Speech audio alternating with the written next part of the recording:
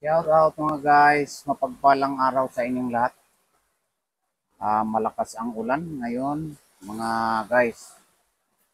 Ngayon ay ninanais natin mga guys na bisitahin yung Mag-ina upang makita natin kung yung pinagagawa natin ay ginawa na ng mga bata.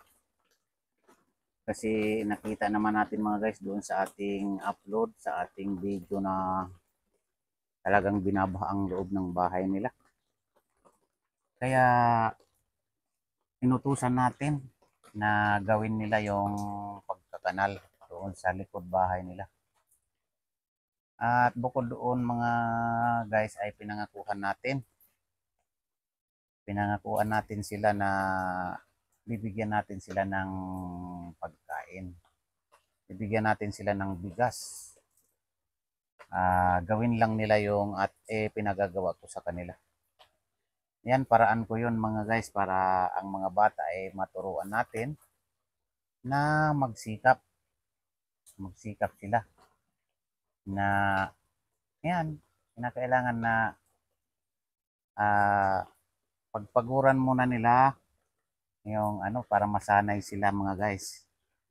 Pagpaguran nila tulad to, magbibigay tayo ng gantimpala sa kanila, kinakailangan na masunod nila yung ating mga ipinag-uutos sa kanila mga guys. Para masanay sila na hindi silang sila tanggap ng walang ano ba pagsasacrifice. 'Di ba mga guys, tama ako sa aking ginawa na mayroon muna akong ipagawa sa kanila bago ko sila bigyan ng gantimpala mga guys. Yan mga guys, samahan nyo ako doon sa ating pag-update sa kanila. Umuulan kanina ngayon naman ang ano ko doon hindi naman masyadong kalayuan para rin ma-exercise ako mga guys lalakarin ko lang kasi itong aking service mga guys ay ano tumeric siya. Meron siyang sira mga guys. Kaya hindi ko siya magagamit. Kinakailangan ko na talaga maglakad. Yan, mas maigi pa ngayon mga guys para ma-exercise tayo. Mag-update tayo ngayon mga guys. Yan, samahan nyo ako doon mga guys sa aking pag-update sa Mag-ina. Yan, naririto na tayo mga guys. Talagang umulan na naman oh. Maputik ang daan papunta sa kanila.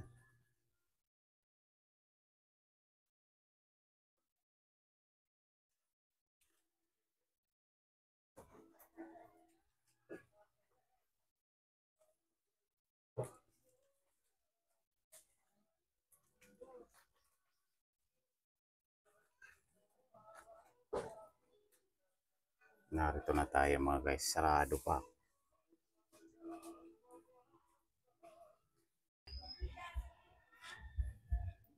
Ano na, good morning Ate Marley.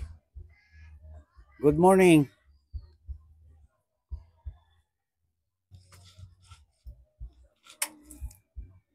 Ba't wala kayong ilaw? Walang ilaw. Nasaan sila Miliboy at saka si Angelo? Nandyan? Si Chris. Pumasok.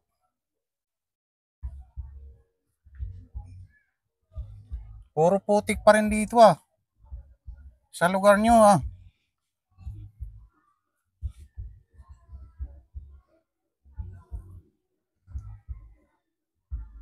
Parang may umaagos pa rin na tubig yan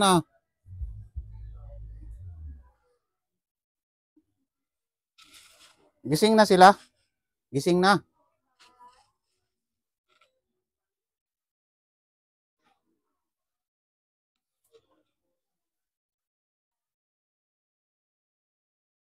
Puro putik talaga dito, Ate Merly.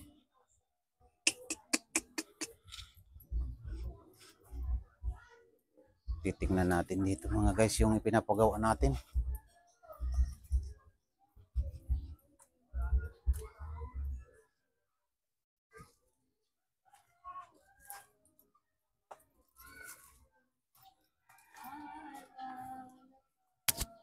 Ito yung pinapagawa natin dito mga guys, parang hindi pa ginawa. Hindi pa ginawa ng ano dito, pinapakanalan ko ito dito mga guys para hindi papasok doon yung tubig sa loob ng bahay nila. Bakit hindi pa ginawa? Ito nilagyan naman pero maliit lang na kanal mga guys. Pasok pa rin ang ano ito.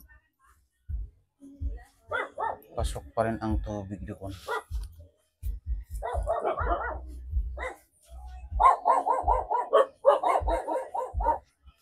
Yan sana pinapakayan ko dito mga guys. Hanggang doon sa may taas para hindi pumasok yung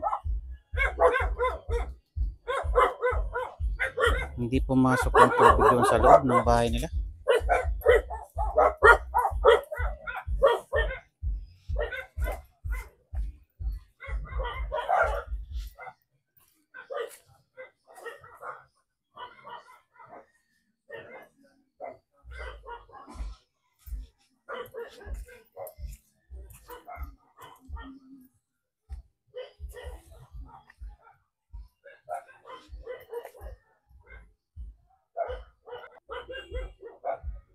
Oh?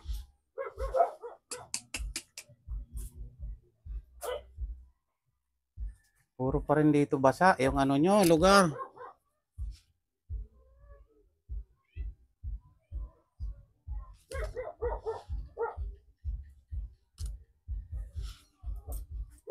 Magising na kayo, magising. Yung ano, pinagagawa ko sa kanila, hindi pa nagagawa. Merly. Pinapagawa ko doon na hukayan yung likod nyo. Para ano, para hindi dito magputik yung lugar ninyo. Ngayon naman, hindi nila ginawa yung pinapagawa ko. Merly. Nung isang araw ko pa inano yun, sinabi na gawin para dito matuyo itong bahay ninyo. Puro nga dito ano oh. Puro dito basa sa loob. Wala na akong magagawa Ate Marley sa inyo. Kasi hindi sumusunod yung mga anak mo sa akin. Hindi sila nakikipagtulungan sa akin ano. Aatras na ako sa pagtulong sa inyo. Hindi na ako pupunta dito sa inyo upang tumulong. Ate Marley. Kasi baliwala lang yung pagtulong ko sa inyo eh. Hindi nila pinahalagahan na kayo ay tinutulungan. Yung mga pinag-uutos ko, hindi sinusunod. Kita mo para naman sa inyo itong ginagawa ko eh. Dito oh. Para ito dito maging maayos yung ano nyo, yung area nyo, hindi maputik. Pinapagawa ko doon yung dapat gawin. Sa likod, hukayan lang naman nila. Sa likod ano? Para maging maayos yung lugar nyo, pero ayaw nila ako pakinggan. Hindi sila nakikinig sa akin. Ikaw ang magiging ano ngayon, kawawa. Kasi yan nga, naanuhan ko na parang nagsasawa na ako Ate Marley sa pagtulong sa inyo. Kasi hindi nila ako sinusunod. Sa bawat sinasabi ko, dapat sinusunod nila ako. Tapos makipag-ugnayan sila sa akin. Makipag-communicate ba? Na kayo ay matulungan. Ngayon hindi man sila nakikipag-communicate sa akin, parang kumbaga sa kuan ang pagtulong ko sa inyo ay hindi nila binibigyan ng halaga. No? Ang dami ko nang naitulong sa inyo. 'Di ba sa ano pa lang, mga birth certificate pa lang ng mga anak mo eh, ang laki na noon. Pinabinyagan pa sila. Ito ginawa ko na dito oh. Ginawa ko na yung ano, yung tahanan. Kaya lang ang ano dito, hindi nila ako sinusunod, hindi nila ako pinakikinggan Ate Marley. Yan ang ano ko dito. So, ang ating mahal na sponsor, handa naman na kayo ay tulungan. Kaya lang, yan nga, pagdating sa akin din, parang walang halaga yata itong pagtulong ko sa inyo. Kasi kung may halaga, eh may respeto sila sa akin. Binibigyan nila ako respeto na yung bawat ipinagagawa ko sana ay gagawin nila. Hindi naman mahirap yun. Para din naman sa inyo yung pinagagawa ko eh. Di ba? Para sa inyo to, para din hindi dito maging maayos yung kalagayan nyo dito. Ayaw nila pahalagahan. Ayaw nila makikipag-communicate sa akin.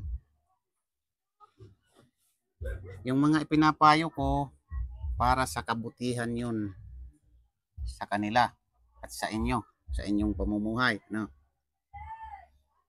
Kita mo naman dito eh, naaatim lang nila yan na oh. Ang basa-basa dito. Tapos ang ano, Timali. Grabe ang basa oh. Ilang araw na yan na puro basa dito.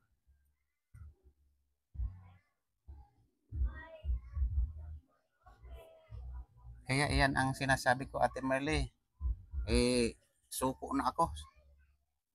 Kasi wala akong magagawa na ano kasi di man nakikipagtulungan sila sa akin, mga anak mo.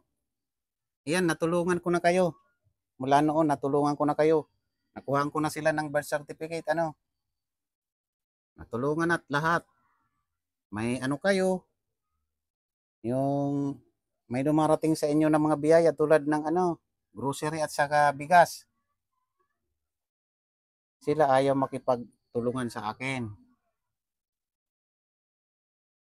Kita mo naman itong pinagagawa ko mula noong nakaraang araw, sinabi ko na gawin. Gawin. Kasi yan lang naman pinapagawa ko. Para naman sa inyo yan. Pinapagawa ko diyan para dito maging tuyo yung bahay nyo. Ngayon, kung gagawin nila yon, hindi naman sila lugi doon eh. Kung gagawin, di ba? Gagawin nila doon yung trabaho na yon.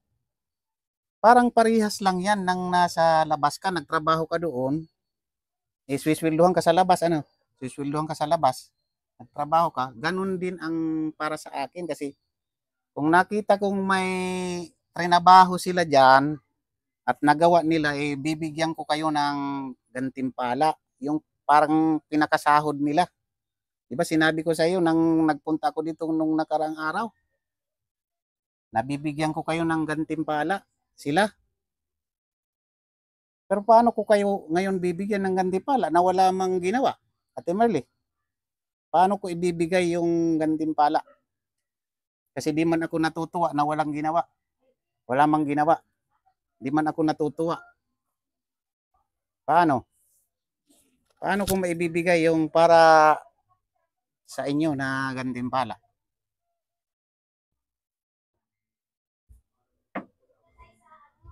Yan mga kabindors, eh, talagang ano tayo? Nalulungkot tayo dito na hindi man tayo sinusunod. Ang pagtulong natin ay parang baliwala lang. Hindi mahalaga sa kanila eh, yung tulong natin na ibinibigay, ipinagkakaloob sa kanila. Kasi hindi nila binibigyan ng halaga yung bawat tulong na ipinagkakaloob natin sa kanila. Kita mo naman oh mga kapit, guys oh. Oh, nandito na, matagal na ako dito. Hindi sila nagsigising pero mga gising 'yon, mga guys. Oh, mga gising 'yon. Hmm.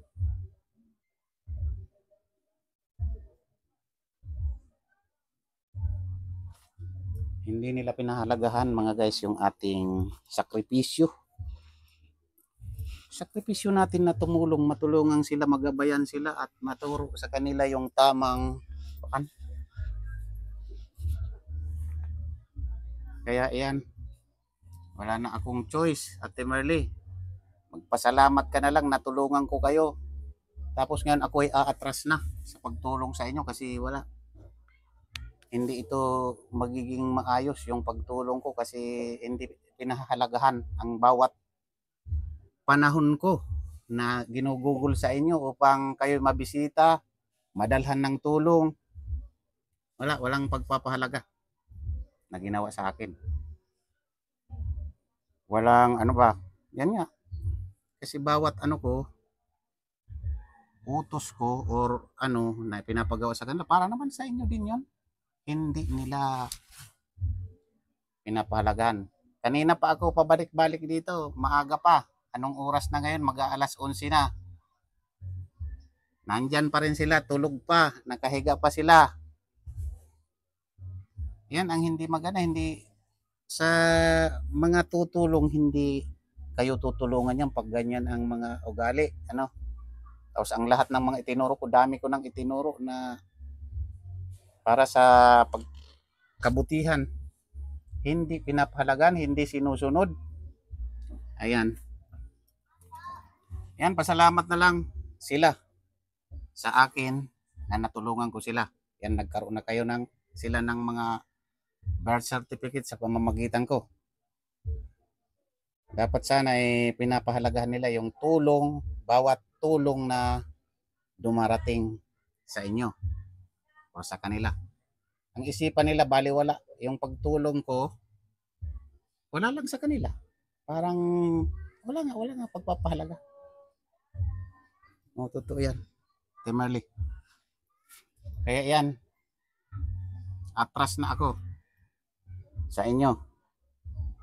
Ang ipinaabot ng sponsor na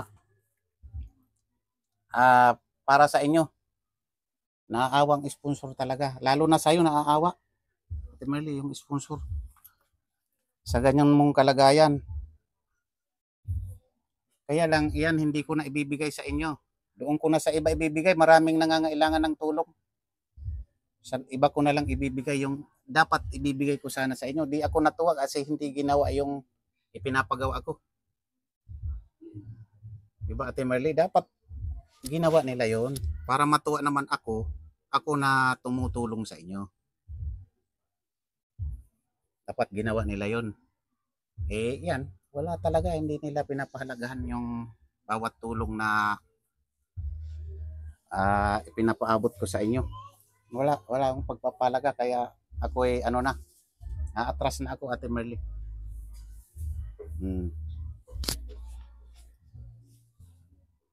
Ikaw ang kawawa ngayon, sa totoo lang. Kasi bukod sa kuan, hindi ka nga siguro inaasikaso. Kita mo naman yung hitsura mo diyan. Hindi ka na nga makaano diyan. Diyan ka na lang ang baho-baho na diyan sa kinalalagyan mo.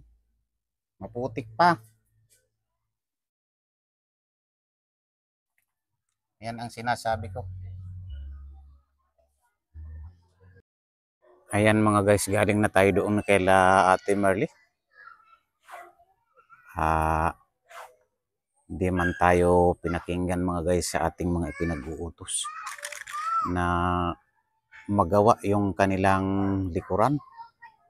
Talagang titigas ang mga ulo ng mga bata na yan. Kita nyo naman mga guys, tinulog-tulugan lang tayo. Ang tagal-tagal ko na doon na nagsasalita, wala man lang isa sa kanila na bumangon mga guys. Kaya ayan, comment na lang kayo mga guys kung kung ipagpapatuloy pa natin ang pagtulong sa kanila. Ang mas nakakaawa doon mga guys si Ate Marley. Kasi sa tingin ko mga guys ay pinababayaan talaga. Hindi nila inaasikaso si Ate Marley. Parang mabihisan nga or maliguan, hindi siguro naliliguan yun. Kasi ako man ang saksi mga guys. Ako ang nagpapasyal doon. Talagang mabaho ang area ni Ate Marley. Yung kinalalagyan ni Ate Marley ay mabaho, mapanghi mga guys. Kaya nakakaawa si Ate Marley. Yan nga mga guys, comment kayo mga guys. Kasi mayroon ditong pinapaabot ang mahal na sponsor dahil sa ano ko mga guys, sa inis ko. Hindi ko na ibibigay sa kanila kasi hindi naman sila sumusunod sa akin.